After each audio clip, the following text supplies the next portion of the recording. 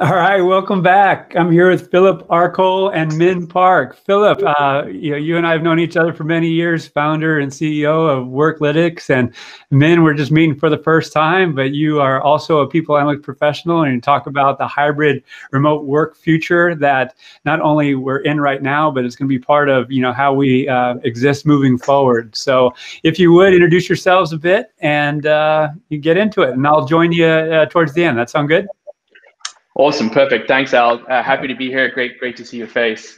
I'm Philip Arkcoll. I'm the founder of Worklytics. We're a people analytics company focused on analyzing data from collaboration tools and helping people analytics teams leverage that to solve common problems. And I'm joined today by Min Park, who is the VP of People Analytics at a company called VideoAmp. And I'm going to keep my session really short today, talk a little bit about what we do as Worklytics, and then hand over to Min. Min at VideoAmp are one of our customers. They've been using Worklytics for a while to solve some really interesting internal challenges, and I think it'd be very interesting to hear what they have to say about how they're using this sort of data. But I'm going to focus my talk mainly today on something that's taken up most of our time over the past year, which is the transition to work from home, obviously due to the pandemic, unprecedented move of people from working in offices to all being remote, as well as something that's come up more recently, which is how do companies decide what they're doing in future? We've gone through this forced experiment. What comes next? Do we go fully remote? Do we go hybrid remote?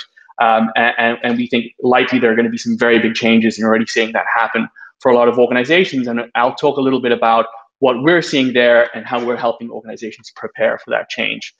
Just a quick overview of what we do as Worklytics. Like I said, we plug into common collaboration tools, over 25 tools like G Suite, Office 365, and we analyze data on how teams are collaborating, how work is being done, how organizations communicate. We aggregate that all up, we clean it, we generate over 400 different metrics, and we output that data to your data warehouse. So if you're a people analytics team, you have access to all of these metrics, and you can combine that with your existing HRIS and survey data and everything else you have to solve a variety of different challenges. I can't talk about this type of data without talking about the implications to privacy and how we handle those. Obviously, it's a sensitive, very sensitive data. Some of the kind of key strategies or talking points that we've made here are one, that we do not analyze content. We're only looking at the flow of information in organizations. We anonymize our analyses at the group level, so we're looking at how teams collaborate and get work done.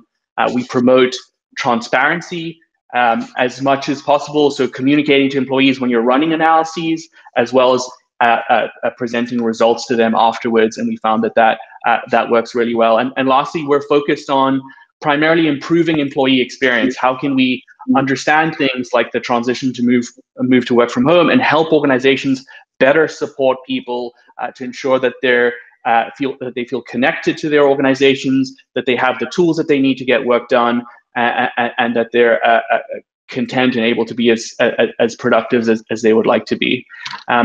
Quick overview of some of the use cases that we work on: wide range, things like employee experience, a lot of remote work, organizational network analysis, and onboarding as well. But today I'm going to talk about, like I said, what is predominantly our focus at the moment, which is, starting last year, helping organizations cope with the change to the move to work from home. But more recently, a lot of people analytics teams are being asked, how do we decide what's next? Are we going fully remote? Are we hybrid? Are we forcing everybody to go back to work later this year or early next year if the pandemic gets under control and we're able to do that? What data can we use to guide that decision? And if we do decide to go for a hybrid model, which we think a lot of organizations are going to do, how can we prepare the organization, prepare the structures and processes that we have to ensure that move is a success? And so we've been thinking a lot about how organizations can use data to answer those types of questions. Obviously, the last year has had a lot of tragedy. It's been a very difficult period for many, but the one small silver lining, as many have pointed out, is that this is the biggest experiment there has ever been in moving to remote work. We've had an enormous amount of individuals moving from working face-to-face in the office to being completely remote in a very short period of time. And that data, that experiment, is a fantastic sort of insight for what the future holds, helping us plan and prepare for what is likely to be a more remote or hybrid remote work future going forward.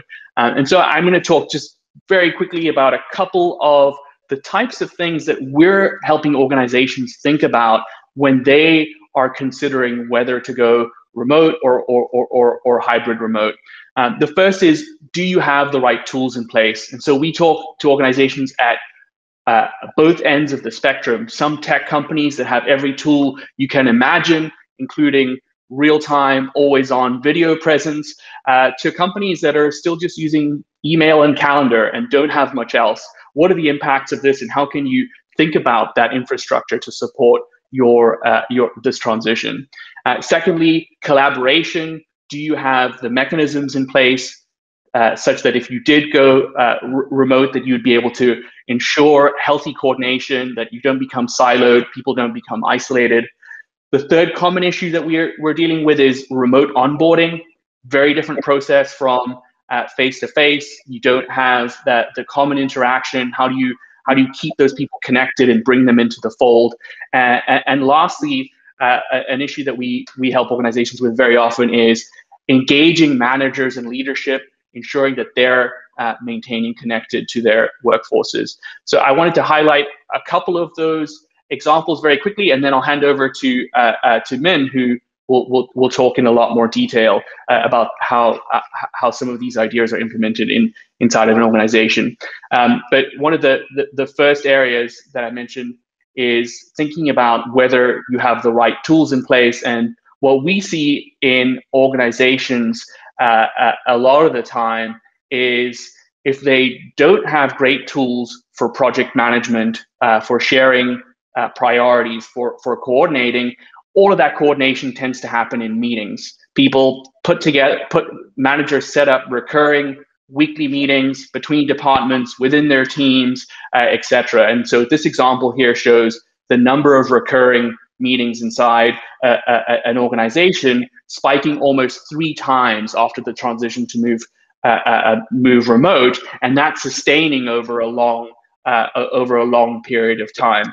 And that's because managers have lost visibility. They're less able to see what people around them are working on. There's less organic flow of information, and so you have to coordinate more.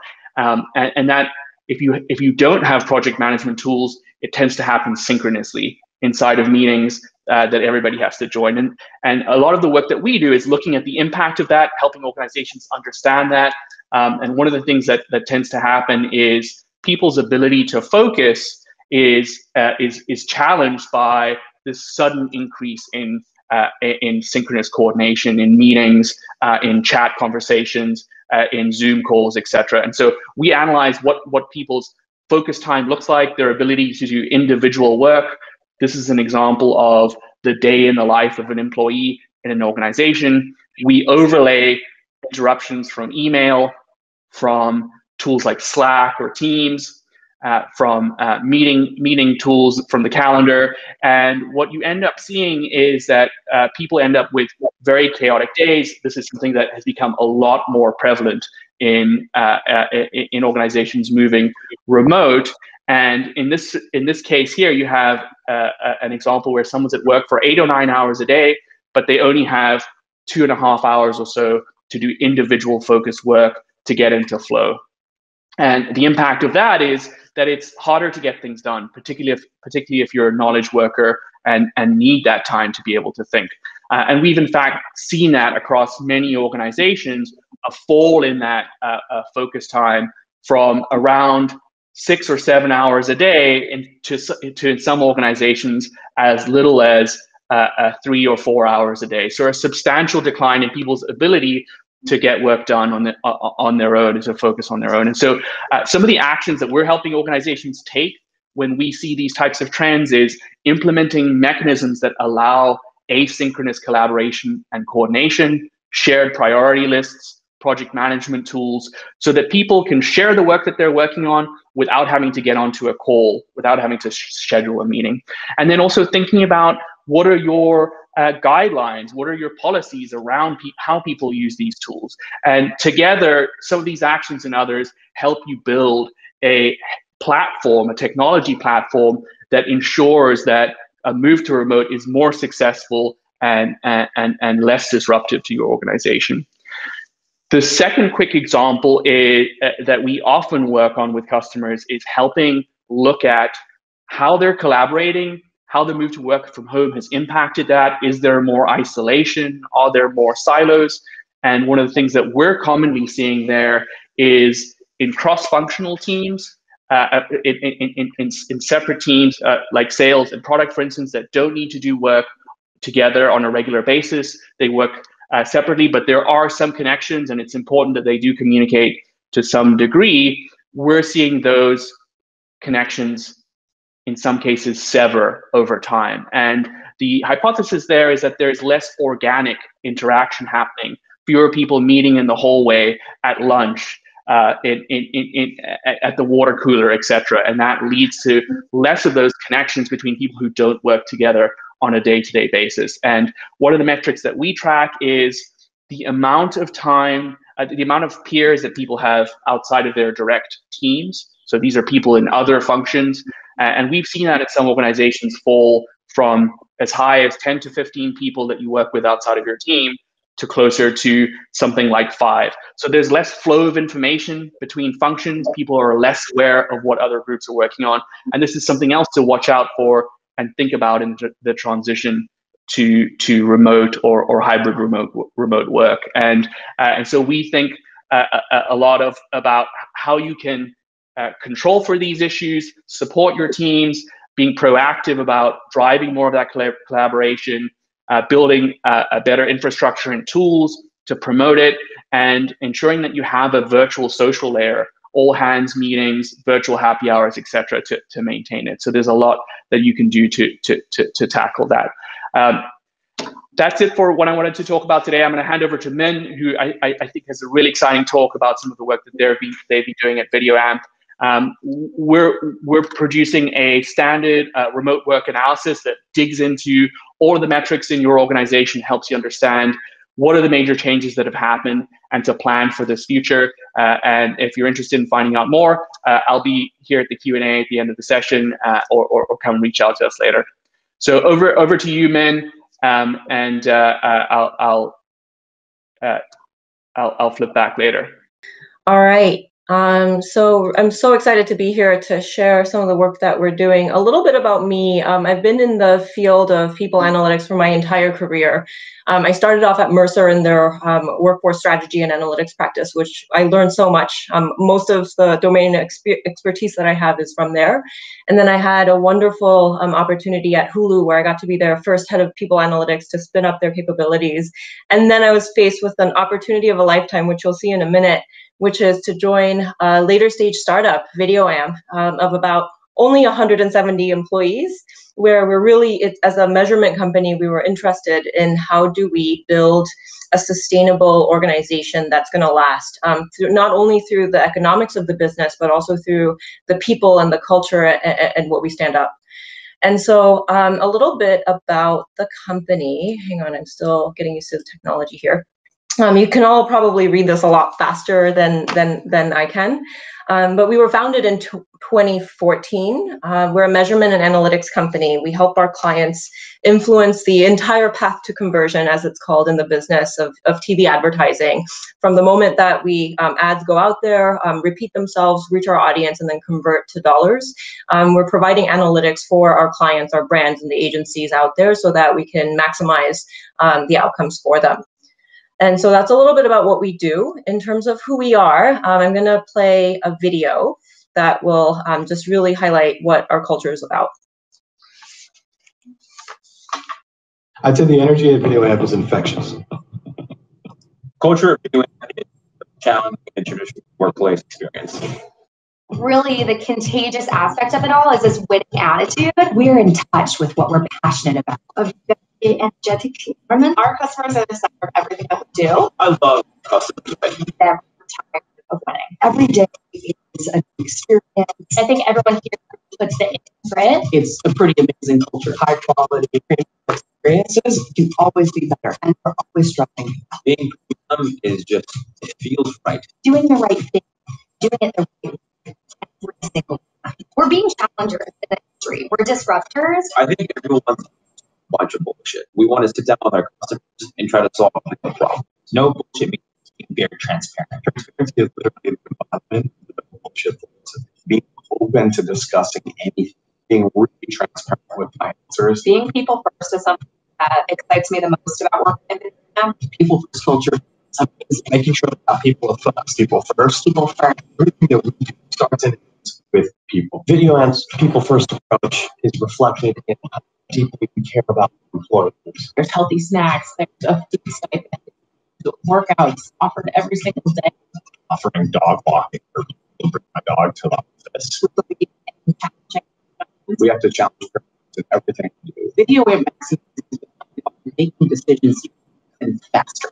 We maximize that for our customers, build trust, and efficiently deliver value.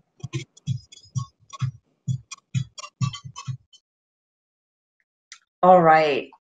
Let me see if I can go to the next screen. There we go. Okay, so what did you notice? We had, that video was first of all made before the pandemic, as you might guess. And we had a really strong, high energy, in-person culture. So guess what happened when we had to flip the switch? All of a sudden, in a blink of an eye, we lost quite a bit in terms of those weak ties and connections that Philip was actually talking about. You know, if you think about our culture, it was actually synonymous with this legendary in-person environment that people love to talk about. And very quickly, we were hearing reports of people saying that our culture was eroding, we've lost it, when are we going to go back? We really miss being in person. And it's just not the same anymore. And it really was a major adjustment, to say the least. You know, so the challenge that we had was managing through this temporary yet prolonged loss of this legendary environment that we had. And, you know, it's, you know, the thing that we hear about time and time again through the work that Philip does and all the reading out there and the literature on organizational network analysis is really this consistent pattern of stronger ties getting stronger, yet the loss of the weak ties. And if you think about what that really means for all of us, it's the loss of a in a blink of an eye, entire swaths of relationships that we might have actually taken for granted, that was providing a lot of social support and energy in our day-to-day. And that's inclusive of those coworkers who we hate to admit whose names we don't know, but we love to talk about at the water cooler or in the kitchen about all the things going on in our lives. It's, you know, the people that you run into in the local coffee shop or your lunch spot. All of a sudden, in a blink of an eye, those people were all gone. And so, you know, a key part of our people first tenet really means that we're, you know, out to transform the industry beyond our wildest imagination through our people and how we work. And when we talk about culture, you know, it's not just the warm and fuzzies. I think a lot of you in this audience will appreciate this as practitioners in the field, that culture is actually a key driver of how information flows across your organization. And that has a direct impact in the quality of decisions that are being made. So to us, you know, being a measurement company, you know, we were like, well, what can we do? How can we solve for this challenge? So our approach is really about using insights and analytics as our eyes and ears. When we've suddenly gone blind, you know, we were used to being able to be there in person to see everybody, but all of a sudden we've lost that connection. And, you know, I'm sharing a case study that's our own. It's in flight. We're figuring this out as much as, you know, any one of you in the audience. I'm not here to say we have the answers or we've done something that's so great, but just to share our approach and how we're thinking about it. And we're looking forward to seeing what the results are going to be throughout the year. And we intend to be very transparent about it. You know, I think privacy is one of those things we take really, really seriously. And paradoxically, a part of that means that we're hyper transparent about what actions we take, what methods we use. We're fiercely protecting the privacy of each and every one of our employees, but we need to earn the trust of everyone by being cards open, cards on the table in terms of exactly how we're treating the data and what we're doing with it. And so, you know, that's really what I intend to share. Now, I mentioned I'm at this company of about 170 people, and I don't know about you, but if you're people analytics professional, you're probably in an organization that's larger. I think it's pretty unique and unusual to have a position or a team like mine at the size that we're at. What I will say is, you know, if you're sitting there thinking, how is this going to be relevant for me? I bet it's a lot easier to drive change and use and apply analytics at the scale we're at, and that's probably true. But I will say is, you know, having spent so much of my career helping Fortune 500 companies, I totally hear you on, you know, it's not always the analytics that's the tough part. It's what do you do with that next, and how do you inspire people to act based on those insights? And so what our team is applying here is really similar concepts of how do you drive change in an organization, small or large. And so even though what I'm about to share is a case study of a smaller organization, I really do hope that you can take from it and get from it what's going to be relevant and applicable to you. Okay, so along those lines, you know, I want to share a quote that I came across a couple of years ago that's really stayed with me. It's by a German philosopher named Walter Benjamin. And it is that the value of information does not survive the moment in which it was new. It lives only in that moment. It has to surrender to it completely and explain itself to it without losing any time. To me, this is that idea that information on its own is disposable, or, you know, it has to make sense to you in that moment, or it might be interesting in that moment. You might do something about it, but generally it might evaporate out of that moment. But how do we, you know, think about ways to make a piece of information sticky? If you think about the line of work we're in order to move the needle, not only do we need to advise leadership and our executive teams with the insights that we have, the way to move the needle is to really get an entire organization and its people to rally around some fact or insight that can be helpful for them. And so, you know, the second part of this quote is that a story is different. It doesn't expend itself. It preserves and concentrates its strength and is capable of releasing it even after a long time. And so really what our approach was to go through quite a large quantity of information through the help of Philip and through looking at other systems and put a lot of numbers into context in a way that's easy to repeat and remember and think about in ways that everyone at our company could then apply. And a common question that I often get, and I'm sure all of you, if you're in the field and the practice, is what exactly is people analytics and how do we derive value from it? I'm sure you all have your variations of the answer. And I want to share mine, and I'd love to hear in the Q&A, you know, if you're willing to share, you know, anything you would add or tweak or your perspectives on this. But what I say is analytics functions, whether they are people analytics or consumer analytics, whatever the case is, one of the key reasons analytics functions exist is to accelerate our understanding of the world. And in people analytics, to me, that's really the understanding of our employees. And so as we do our work, in order to be effective, this is a model that I've adapted. It's the data, information, knowledge, wisdom model that I've taken and adapted to explain, you know, what are we about? How are we going to drive value? And so there's this really deep philosophical question around how do we gain knowledge? What do we do with it? So you can really break down the world into things, relationships, and events. And the systems that we do our work from, whether that's HRIS, all the collaboration tools, whatever it may be, is the initial encoding of reality. And to me, reality is really the combination of those things. And by the way, the raw data we're working with, really valuable, but it's still a low resolution version of the real world out there that we're trying to understand and act upon. And how do we help our leaders, help our employees understand what's going on so that they can all collectively take actions that are going to drive us towards the results that we want, especially during this difficult time where things in the world are really changing. So, one key job that we all have as people analytics professionals is to structure that information into tables, graphs, charts, what have you. And one of my coworkers, colleagues at Mercer used to always say, I love this term, she called it the BARF report, the big analysis report of findings. Who among you are guilty of either sending or have received a report that's just endless tables of charts and chart after chart after chart, and the story is completely getting lost? I have definitely sent those many times in my career. Now, what's missing from that? It's the story and it's the accessibility, it's the user interface and the UX to make it accessible so that we can receive the information and put it in context of the knowledge that we already have. And, one of my least favorite questions that I get is, can you dumb this down for me? This is really big brain stuff. And what I don't like about it, it's not that I get offended, although I used to, but not anymore. It's that I think the other person is tempted to play small. Humans are we're all really smart. We crave complexity. I don't believe that you need a higher IQ to watch shows like Game of Thrones, yet it's this massively complex thing that those showrunners have made really accessible to all of us.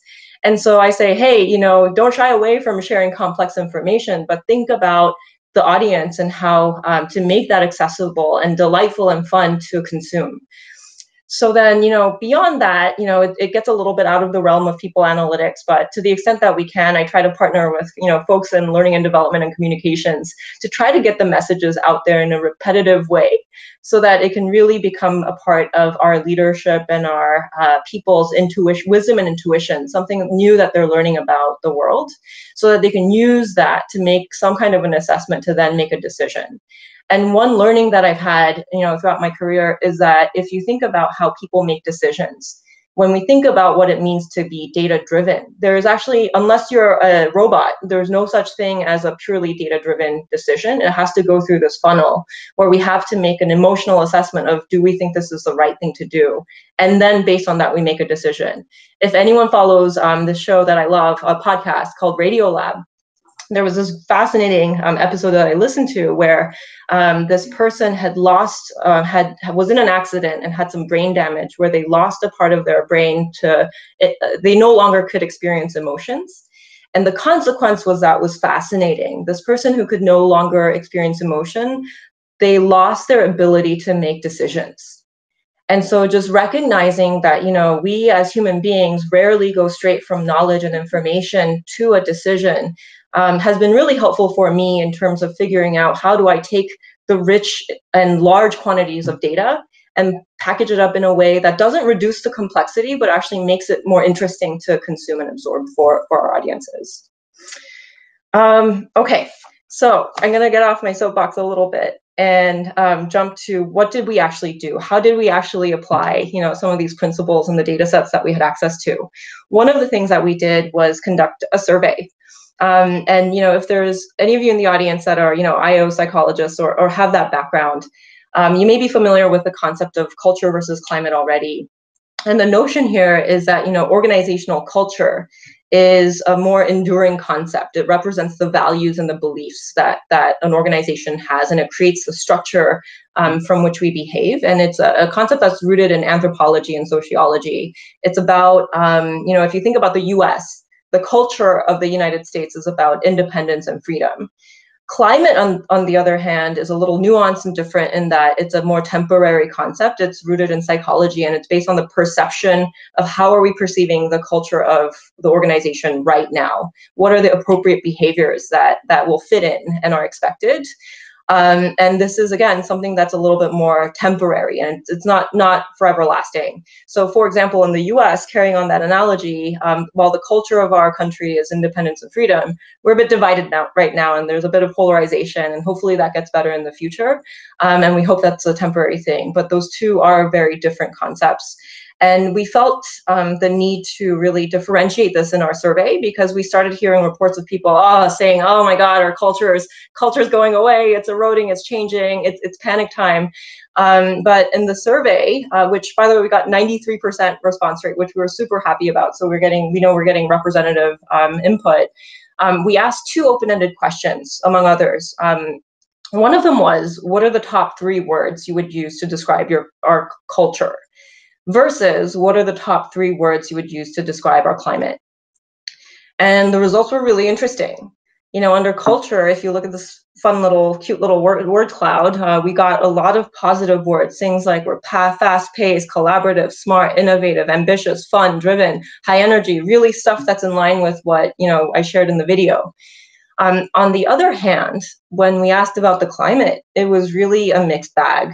You know, we saw a bunch of positive words in there, but we also saw words like stressful, disconnected, uncertain, chaotic. And so if you think about that, and by the way, here are the actual term frequencies of what was the most common words that we saw. Stressful, you know, came up as the top thing. You know, our culture continued to be strong, and our employees continued to have confidence and belief that we have a great culture. But it was the climate that was feeling very 2020. And, you know, think about the business implications here. When our climate is under duress, you know, how would you venture to guess information flows are being affected? You know, when you're having a bad day, you're probably a little bit contracted and less likely to share information. And when that happens, that can have a real quantifiable impact in the quality of business decisions that are being made, because people may not have all the information that they need. And so this was not only, you know, we want to help our employees recover and feel better and less stressed, but there was a real business implication and opportunity for us to get better. So in terms of what we shared with our employees, you know, I shared with them a framework that I learned from when I was at Hulu from a brilliant IO psychologist, Shaylin Stevens, you know, about how we have goals, we work towards them, that create stress, and there's healthy levels of stress, but continued unhealthy levels of stress can lead to burnout, decreased engagement, decreased job satisfaction. So when we're depleted in energy, we need to make sure to recover. And recovery, it's for, you know, your physical energy, your psychological mindset, and social support, getting social support from your friends, colleagues, and family, so that you can recover your motivation and keep on working towards the goals and ambitions that you have. And think about it, when we went from this in-person pre-pandemic, where we kind of had these naturally baked in mechanisms for recovery from getting social support from your friends. If you had a tough call, you could probably go to a friend down the hallway or jump in a room and talk through it. We've lost that kind of connection. So one thing that we've been sharing with our employees is like, hey, this might be a big paradigm shift. But, you know, we've got to, each person, all of you have to figure out ways that work for you. It might be different ways of recovery that I recover, might be different from other people, but really to take recovery as seriously as work. Because if we don't, we see these negative impacts to our engagement and our productivity. And I think it's something that, you know, we're pouring resources into some of our partner teams to help our employees really, you know, prioritize their well-being during this tough time of the pandemic. Okay, so, you know, if we move on to thinking about, that's one way that we're supporting our employees. What about engagement and business results? How are we continuing to, you know, work towards our ambitious goals of disrupting the industry and transforming the way we do things? If we take a quick look at our drivers of engagement, through the survey that we did through VideoAmp, it was really interesting because our survey instrument had about 50 to 60 items, and not all of them were easy to tie to our values. But if we looked at our drivers, what actually energizes people and helps them feel more motivated and willing to go above and beyond, they were the items that floated to the top of that list were the items that were connected to our values. And this sort of confirmed for us the importance of our culture, of our values as a backbone to our culture, and how much culture matters in driving productivity. If we can make the leap that engagement is a precursor to productivity, we realize the importance of that. And what you see in the blue font are really the items where we saw lower or reduced satisfaction, possibly from the pandemic, people feeling energized, having fun, working in a fun environment. And by the way, when we dug in a little bit deeper on the fun work environment, that is one of our values. But the other thing that we realized was that it's really not about the parties or the foosball tables that people were missing. This was about doing work that is energizing with one another, having impact, and being part of a community. And so we realized that, you know, these key business drivers through our people were kind of challenged. And, you know, if we look at what those values are, we have a lot of them, but I'll run through them quickly. It's create trust, do more with less, figure it out, ship it fast, make it fun, embrace wellness, grow exponentially, and be a legend. Be a legend, by the way, if it might be a bit mysterious to others. It's really about prioritizing results over process and also lifting each other up to make more legends. So what was interesting is, we also asked in the survey, you know, we had rolled out our values pretty recently. They've been rolled out over the past year. And so in the survey, we asked people, hey, do you know what our values are? 92% of our people agreed, yes, they do. Do you understand what our values mean? 88% said, yes, they do. And a vast majority of people even said, 80% said that, you know, we agree that by operating by these core values, it will drive the behaviors needed to execute effectively against our strategy. Now, the challenge was only about 1 in 2 people agreed that our actual values in this remote environment matched our culture. Only half said, you know, we feel that we're using our values to hold each other accountable. And half of our people said, you know, we're not sure if promotions are in alignment with our values, and just a little bit more said they feel empowered to hold each other accountable based on those.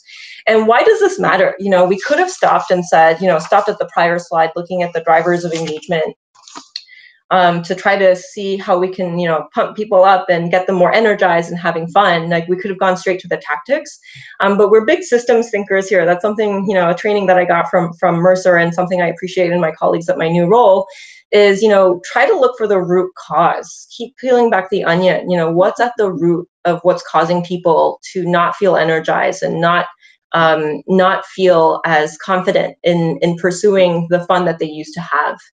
And we realized from the survey and from talking to people afterwards that it was really about, you know, because the values were new and because we were in a remote environment, people weren't sure what the appropriate behaviors are anymore. In a sense, we're having to relearn those. And so when people are spending time trying to figure out what are the appropriate behaviors in this new environment, they're spending a lot of their mind space thinking about that instead of thinking about the actual work and the results we're trying to achieve. So, you know, the key question we were asking everyone was, what is the, you know, we all create the system, the culture, and it works for everybody. You know, the people team might be, you know, shepherds and stewards of the culture. So are the leaders and the executives.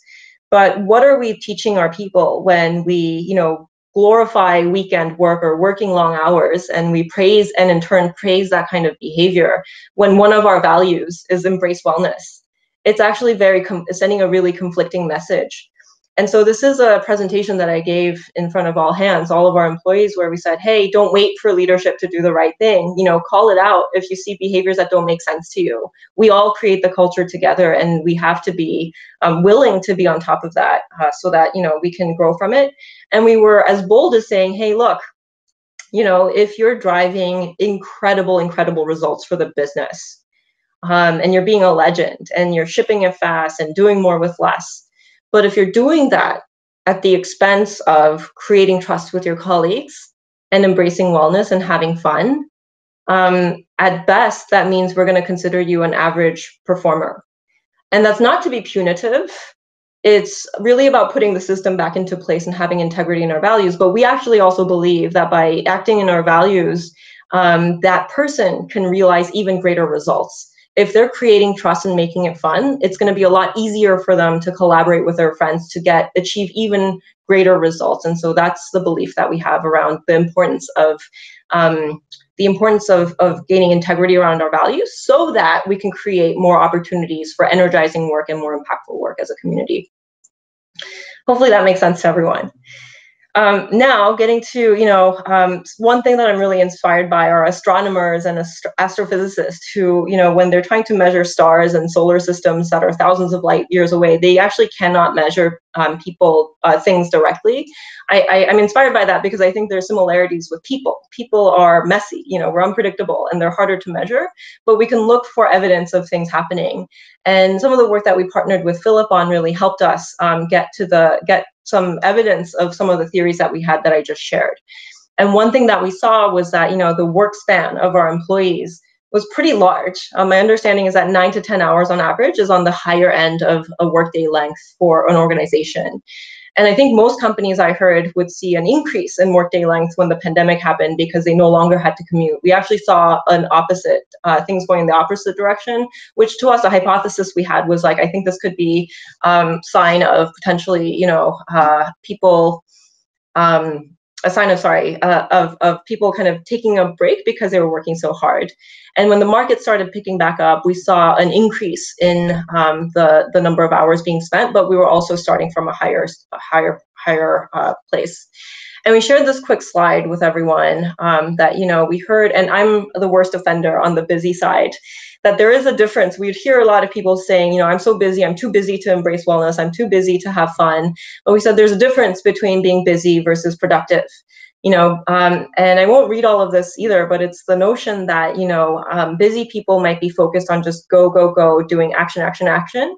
But productive people focus on clarity before action. And so we kept digging a little bit further and, we could confirm that the signs of collaboration and overload were there. We would see that the average time in meetings per week for everyone was around 16 hours.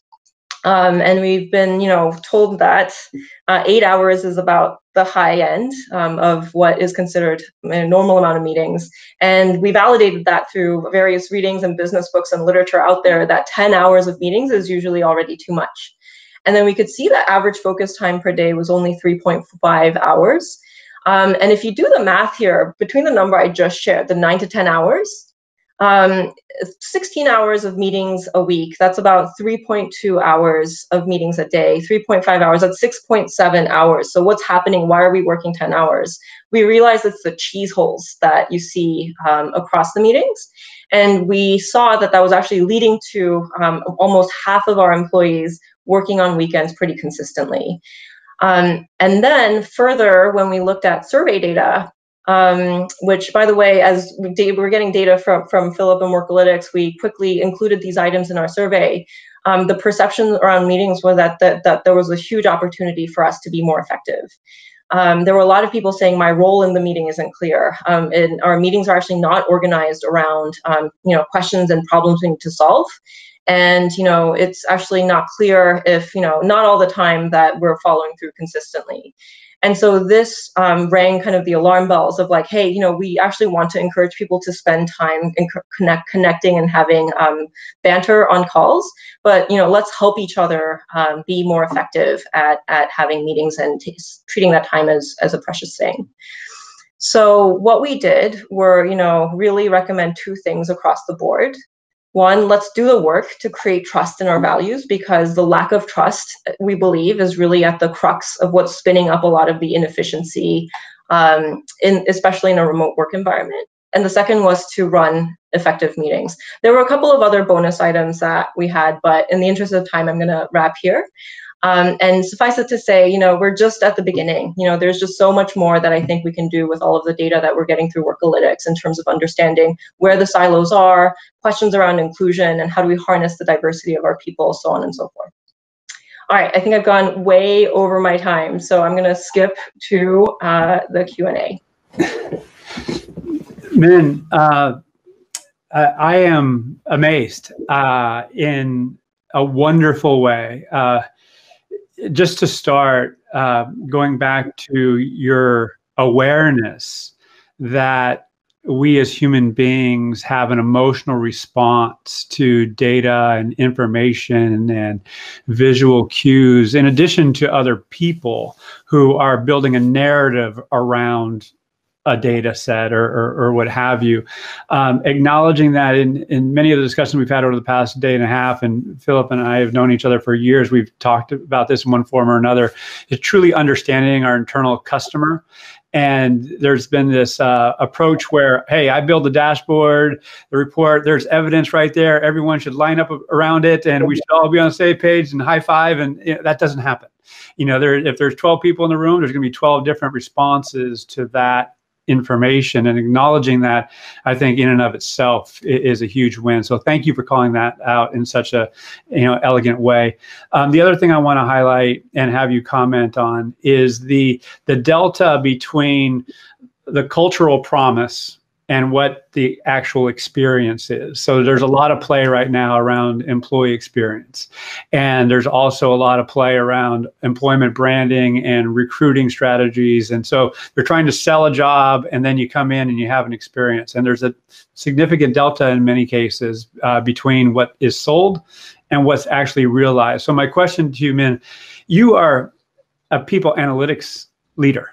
So, many would say, go do your dashboard, go do. So how are you involved? What is your role? And I have my own narrative based on what you shared, but, did you sell this, or did the leader say, hey, we need to get in front of this data problem because data is going to influence how we show up as an organization, how we show up to individuals within that organization? So can you speak to that a bit? Yeah, absolutely. And I don't think there's, a right or wrong way to approach it. I think both, we see both happen in different organizations. My personal style is I want to influence and figure out what the problems are. And I think it might be the collection of experiences I've had and the luxury of having seen this play out at different organizations where, sometimes the leader doesn't know how to frame the question analytically. Mm-hmm. So first thing I do, what I did when I joined Hulu and at VideoAmp is just spend time getting to understand what are the opportunities and challenges that the organization is facing, mm-hmm. and then how does that translate? And sometimes, some of the folks I would meet would have very specific questions already, which I would take into account for sure. But then, and some are kind of impatient for give me the numbers. I know exactly what I want. And so figuring out how do I make that need, fill that need so that, if people want to know what's the turnover rate in my team, like I want to make sure that is, we get that to them. But then, from what I've seen and from what I've learned and from what I read, about what other companies are doing, I'm trying to go after what's the bigger question, like I think a natural question, we tend to ask the obvious thing in front of us, but what's the thing that that I really believe is the thing that can have kind of the 10x multiplier. I know that sounds kind of, a bit jargony and fluffy, but like, what is the question that could unlock people and inspire people to think together in terms of how to, put a culture back into alignment? For example, when you see that delta between what we say our culture is and what people are experiencing when it might be different, like what is the information we need to put in front of people that might inspire that? And it's a creative process that is fun to consider. Oh no, I think, did we lose Al for a minute? Oh, it looks like we might have lost Al, but it's just we're I think more or less at the end of the session. So there he is. You're back. I disappeared. Hey, I obviously didn't hear the tail end, and we're going to have to wrap. But two quick things. We'll try and sneak in. Min, you're at a company of 170 people, I believe you said, something like that. So this is an early stage company, and so their leaders made a conscious decision to get ahead of this. Many would say, "Oh, when's the right time to hire a people analytics lead? It's 1,000, 5,000," but they said, "Nah, we're going to get ahead of it." Can you speak to that? Is that a fair reason why they sought you out? Yeah, absolutely, it is. And I remember when I was approached, I was like, "Do you really need someone like me? Are you sure?" And then I joined and I was like, what am I going to analyze? There's 170 people. There's only so many people that get hired and promoted and whatever. But I've been surprised, particularly with the onslaught of all the digital exhaust, I like to call it, of data that we have on our people, that even on a smaller scale, we can apply the same type of frameworks and the same type of methodologies to it and ask the same kind of questions. And it feels really great to be doing it more proactively than reactively on the back end after the problems have kind of manifested, where it can sometimes feel like we're playing catch up and trying to address problems after and retrofitting solutions to them. It's been quite rewarding to be able to build from the ground up and start to proactively ask those questions before they become an issue. Outstanding.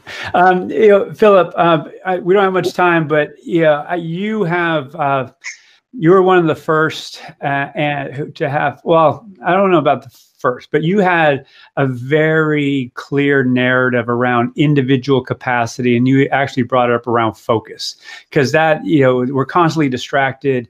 And so number one, I want to call that out and celebrate it, because that's, much needed in the world. And it sounds like it resonated with Min as well. So, and you've evolved the product, and you've evolved beyond just that. But as you proceed, moving forward, with understanding relationships and individual capacity as well as capability, what's next for you? And related to that, given the interest of time, how can people learn more about you and Worklytics? Yeah, sure. We're doing a lot of thinking about, one, how can we guide people to take ownership over their schedules? So really think about how they're using their time, and make sure that's effective as possible, to open up space to be able to do work. A lot of interesting things there. And the other thing is the role that leadership plays in creating that space, and creating spaces on teams for people to be able to think and get more individual work done. And there's a lot to be done there. If anybody's interested in finding out more, visit our website at worklytics.co. We're doing a Q&A later. I'm be joined by Min and someone from Alex Yazdi from Dropbox. We'll talk about this a little bit more. You can ask more questions as well. So please join us at 1 o'clock Pacific. All right. Well, thank you both. Min, same question to you. How can people learn more about you? Feel free to connect with me on LinkedIn. Reach out. I'm happy to chat. All right. Well, again, thank you both. That was fantastic. Really, really appreciate it. So thanks, Al. Thank you. All right. Cheers.